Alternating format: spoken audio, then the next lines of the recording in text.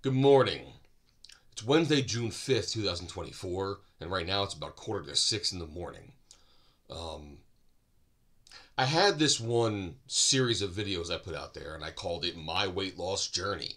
And it was more for me than it was for you, but sometimes people like to get some motivation by seeing some real world applications put into place, show progress for one person might have what I'm looking for. It's too early. Have motivation for another.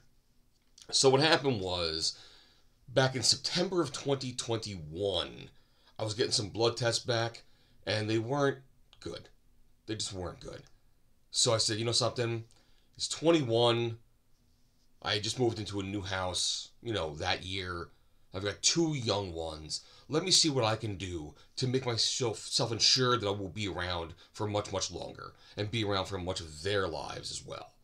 So I said, okay, if I do this for me, maybe I will be able to see progress and adjust along the way. Years ago, I used to belong to an LA Fitness gym. And high up on the wall, because they had huge cathedral ceilings, it said, that which gets measured gets gained. No, that's completely wrong. Oh my God, I can't remember anymore. But it's along those lines. It's if you measure something over time, you can see progress over time. So it just always stuck with me. It was actually a pretty good slogan to see in the gym. Some are just kind of really generic or just about rack your weights and whatever else. But when I saw this thing, I was like, that's actually a pretty good thing. You measure it, you improve it. That's right. You're benching. Boom, I put up 300. All right. I've been doing that for a while. Let me go to 325. Let me go to 380. Do something to be like, okay, I do this at 12. Maybe I could do 7 of these. And if you keep doing that, eventually you'll get into new personal highs of like 400 or whatnot. Same thing happens with like a treadmill. If you're going on a treadmill for a half hour, that's fine. But you can half hour at a jog, you can half hour at a sprint, or you can half hour just a saunter that you actually chat with the person next to you the whole time. But there's other numbers on the treadmill that you can say, okay, what is the miles run? What is the calories burned? And even if those numbers aren't 100% accurate, it's a number you can try to get past on your second one. So that which gets measured gets improved. And I was doing that back in 21. I had enough fear in me, so to speak, and enough motivation at the time that I was doing very well. And over the course of like 2-3 months, I saw like 20 pounds go away. At the time, I started at 280. It was the highest I had been.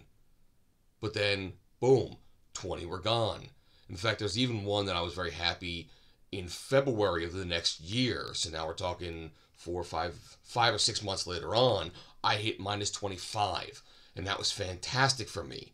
I loved it. I celebrated it. Yay, let's move on. But then, life starts to trickle back in. And as life trickles back in May, I had lost 10 of those gains. So now I'm only down 15. And it's kind of like simmering. Now, one of the things that annoyed me in that year was I'd gone to this one Crunch Fitness around here because they had a trainer that would get me at 6:30 in the morning so I could do my training before going to work, even if I had to go take a drive into work that day. But they kept quitting. It was discouraging. I started with one dude, and he was fantastic, and I was working with him, he was working with me, and all of a sudden, he just disappeared. Then they gave me some woman, and we had a great time. Very cardio intensive, very, used different routines, and we were doing great too. And that was probably around March through June, and all of a sudden, she graduated college, and she quit. I was like, son of a bitch, what the hell's going on here? So then they give me some other guy to come in here, doesn't even show up the first day. So I'm like, screw this dude, I don't want him anymore. And then Another guy came on board and he goes, "Don't worry, I've been here for a while. I ain't going anywhere." And he did the same damn thing. 2 months we were together, and all of a sudden he leaves. And I'm like, son of a bitch. You know something? And they all leave because of the place. This Crunch Fitness in like Hamilton, just none of the trainers like working there at all. So, and I have personal negative opinions about the guy that owns the Jip joint. So, it's one of those things where I was trying to get my assistance, and now I'm not getting it. I'm actually paying for training, and I can't get the training for this place. So, there's discouragement there, and at the same time, I'm falling back into my old ways. So, all the things I did well started to reverse because the effort wasn't there anymore. Okay? Then I came back here again. The last time I even did one of these was September of 2022. So it was the 1 year anniversary. And at that time, my gains of losses only was like about 10. So obviously I was trying to get back in the saddle, but it didn't work. Fast forward a year of that kind of lifestyle. And then in August, I ended up having 2 surgeries. One to fix my left knee because the meniscus was torn, and one to fix my right shoulder because the tendons here were all messed up, called a slap tear. But it was the kind of slap tear that even though I had MRIs and X-rays and everything else, the doctor was like, "Oh yeah, I can see the tear here and a tear down here. We're going to have to like do a few things to get this all back in line." And he even told me, there's a part of the tendon as it comes up over the shoulder and over to here, up to here, that part of it, they said they don't really care about too much, and they're actually going to cut it and staple it down, or screw it down, or whatever else, because it's almost been realized as the appendix of a tendon, so they don't have to do anything there, and it's been known over years, like actual baseball players having this problem, this is how they got past it, so we're going to do that. And my surgeon opened me up, and he said it was even worse than he thought it was. So inside the socket joint, they had to put the tendons back into the socket that receives the shoulder. And there's like not regrowing, but like, replacing the tendon where it belongs. There's 5 screws in there permanently and everything over the top. So needless to say, I had this sling on, and it went over my shoulder, my left shoulder, and it had my arms sitting on top of it off to the side. And I did that for like 2 months. Oh, by the way, had both surgeries in August. I had the knee done on like the 3rd, and I couldn't wait to get the shoulder done. And I knew the knee was going to heal faster because I had the right meniscus done when I had a problem on a ladder a couple years, 2 years, actually 2 years to the day before that. So I knew what the results were going to end up looking like. So, had those surgeries. I'm kind of bedridden a little bit. I can't really do too much. So I probably, just vegged out for at least 2 months. And then coming back to life after that wasn't very easy either. So I then increased more. And I probably hit a high of about 290. All right. But I knew that I wasn't going anywhere. I was doing 0 movement whatsoever. So shit was going to happen. I expected it. I don't like it, but I expected it. So then I start trying to what else can I do now? And I couldn't wait to actually get back to a doctor and get a blood test done. Okay. So it took me a while to finally get that on where I wanted to be. I wanted to make sure I was done with my physical therapy on my shoulder. The knee flared up again with a little bit of fluid in the knee, so I had to make sure I took care of that. But then I was able to go outside, mow the lawn, start doing garage work. And I was starting to actually, use things as I could use them. So I'm ready to go back to the gym. But I get my blood test about 2 months back. I have a physical. And my A1C was a 6.6. And doctor was like, "You're diabetic." I was like, come on, it can't be that. I already have a problem with the cholesterol. You see I'm getting there again? And he says, well, you have options. You know, there's medication, there's other medication, there's, you know, you can just work it on your own, whatever else. I was like, I tell you what, let's do nothing. I'll come back in 6 months. We'll blood test again and then see what it looks like. And he goes, I really don't want this to last 6 months untreated. He goes, I tell you what, can you come back in 2 months? And then he told me this story about how all the things that measure your A1C, like your body kind of turns over every 90 days. And it kind of goes day by day. So like you have whatever's in your blood for 90 days. And then when you go to day 91, day 1 falls off. 92, 2 falls off, and so on and so forth. So in 2 months, at least 2/3 of the 90 days have been removed, and then your fresh 2 months have come on board. He goes, that's actually pretty good because we can see progress since the last number. So we did that. About last week, 2 weeks ago, I actually went in, got the blood test. Last week, I went to go see him. He goes, okay, your number dropped, 6.1. You are no longer diabetic, but you're still pre-diabetic. But I've been there before. Not something you want to say, you want.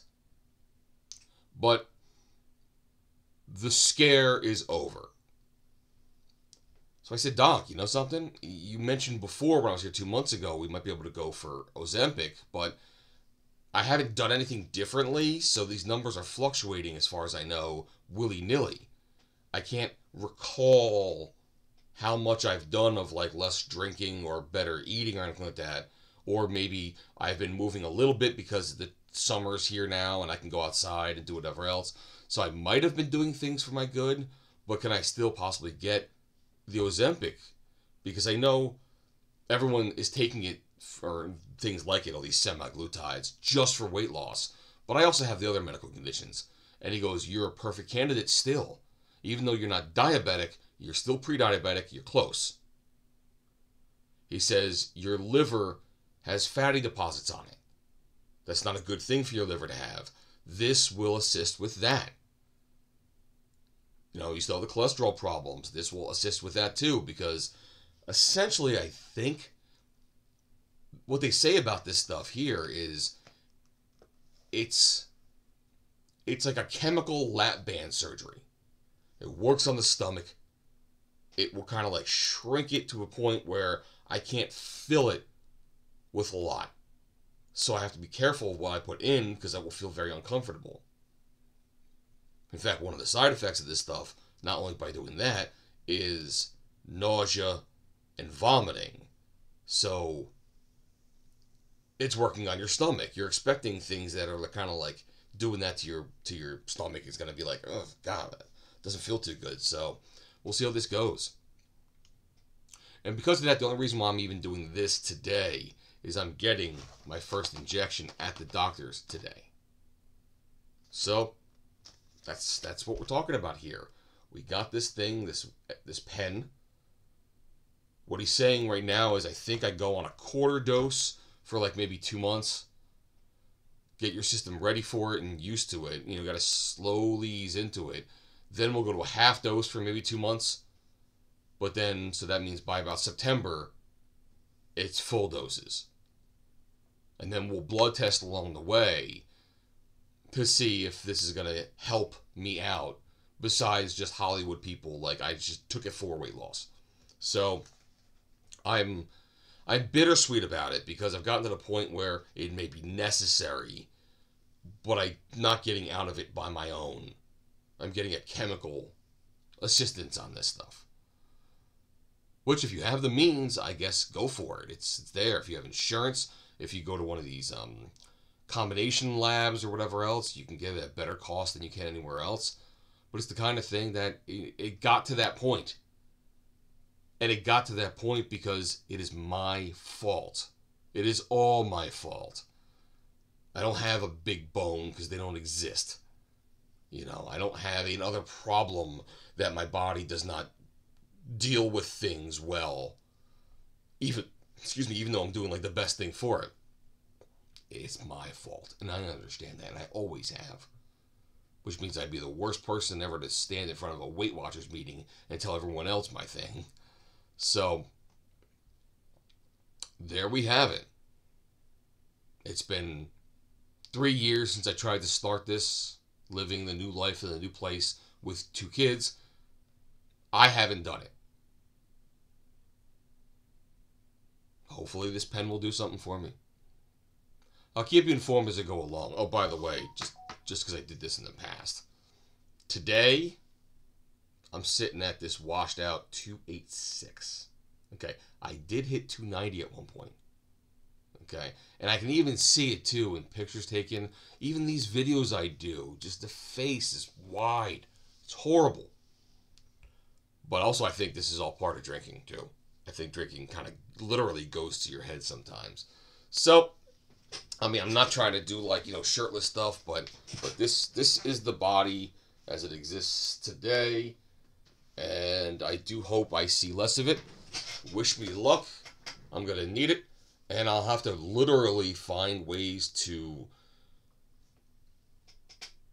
adjust my intake and hopefully start doing output again.